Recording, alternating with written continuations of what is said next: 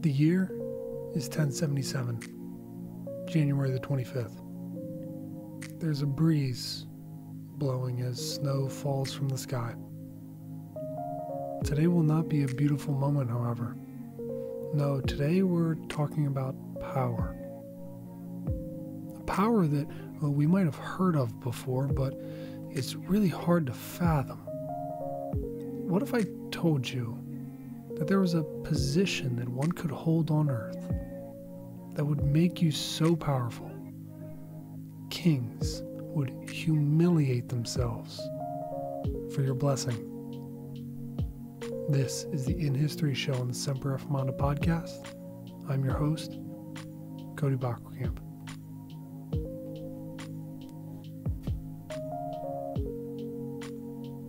Power always comes at a price, especially when we're talking about the mixing of power with Christianity.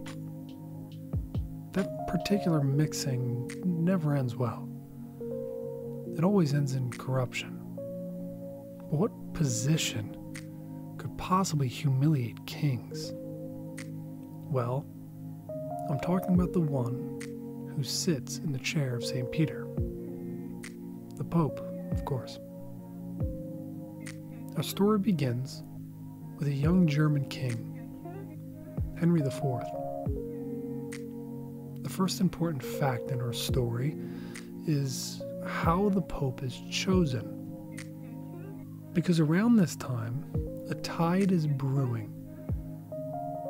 A tide is brewing just prior to Henry becoming king.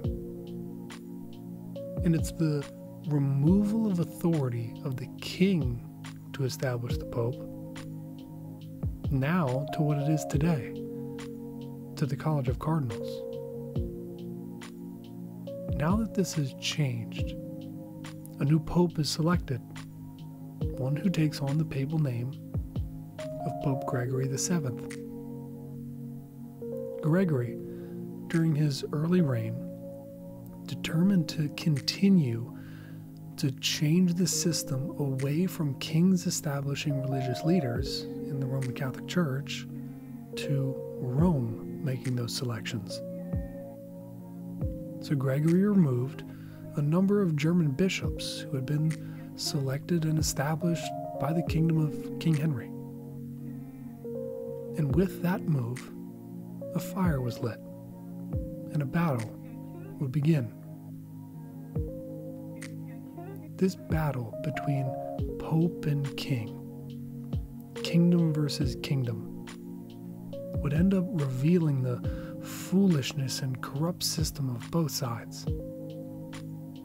Because on one side, you have secular kings selecting and establishing religious leaders. On the other side, however, you have the Roman Catholic Church, which is not a church at all. It's a country, and its king just happens to take a different name. Both sides in this fight, seemingly lost as to the scripture's teaching on roles and authorities of institutions established by God. But like those bound under the law of sin, they would fight for their own kingdoms and for their own glories. You see, after King Henry found out about his bishops being removed, he would attempt to remove the Pope. Yes, the King of Germany tried to fire the Pope. This would backfire, resulting in Pope Gregory excommunicating the king. And while that might not seem like a big deal to us, that's because we fail to grasp the magnitude of power of the papal see.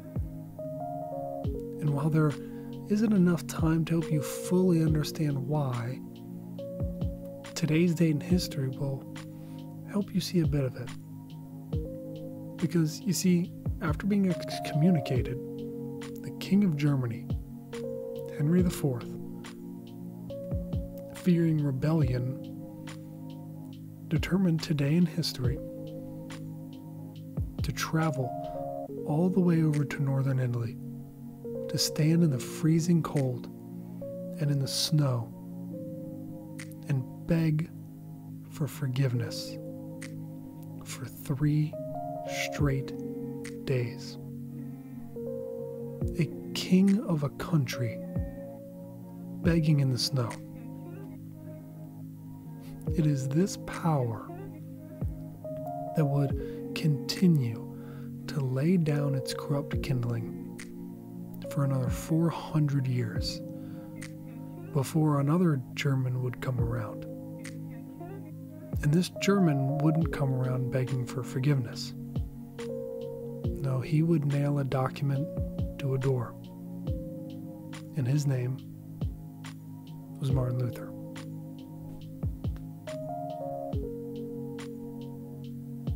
If you've enjoyed this show, check out our Instagram or Twitter where we post every other day that there isn't an episode here. Check us out at Reformanda_pod. This episode of the Semper Reformanda podcast was written and produced by me. Special thanks to Josh Koval for the music. Thanks. We'll see you next time.